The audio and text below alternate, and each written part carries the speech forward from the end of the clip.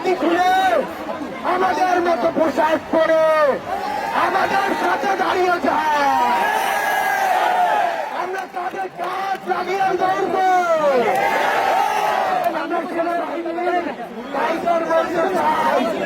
আপনারা আমাদের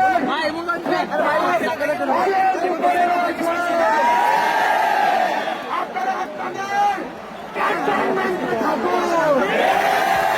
আর যদি আসতে হয় তাহলে পোশাক রেখে আমাদের সাথে এসে যুক্ত। আমাদের এই আন্দোলন ততক্ষণ চলবে যতক্ষণ আমাদের এই এক দফা পূরণ না হয়।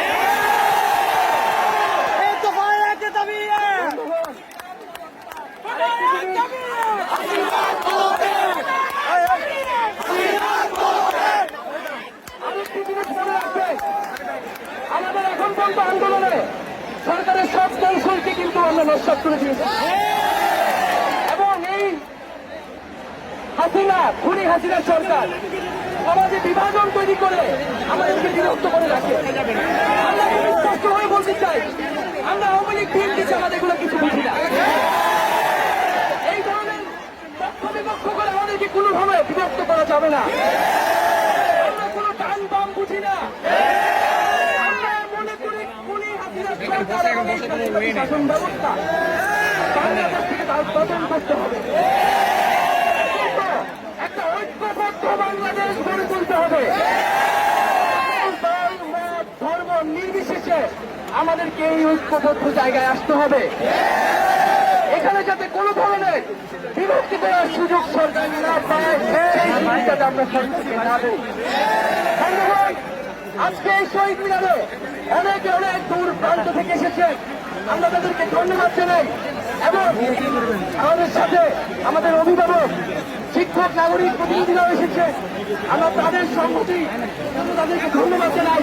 আমরা তাদের কথা খুব সংক্ষেপে শুনব এবং এর আগে আমাদের সমন্বিত পক্ষ থেকে কথা বলবেন হাসনাত আব্দুল্লাহ।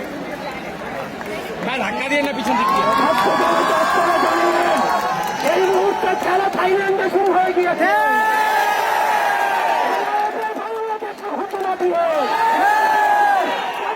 থাইল্যান্ড চলে গিয়েছে। কর্মীদের সাথে পালানো শুরু হয়েছে। আমরা এই করোনা থেকে মুক্ত না হওয়া পর্যন্ত তাদেরকে প্রচারের আওতায় আনা পর্যন্ত এই আন্দোলন চলবে। আমরা আমাদেরকে যাদেরকে শহীদ করেছে আমরা স্পষ্টভাবে ঘোষণা করতে চাই, এখানে প্রত্যেকজন আবু সাহিদ হয়ে গিয়েছে।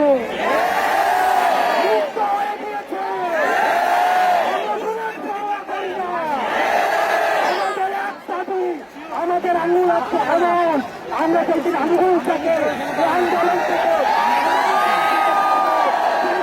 আন্দোলন শেষ হবে। ধন্যবাদ। ধন্যবাদ হাসপাতাল ভাইকে। এখন আমাদের মাঝে আমাদের দেশের শিক্ষক আমাদের সাথে একাত্মতা পোষণ করেছেন, সংহতি জানিয়েছেন। আমরা তাদের কথা শুনবো। যারা সামনে আছেন তারা সাংবাদিক ভাইদেরকে জায়গা করে দেওয়ার জন্য অনুরোধ করছি। কিছুক্ষণের মধ্যে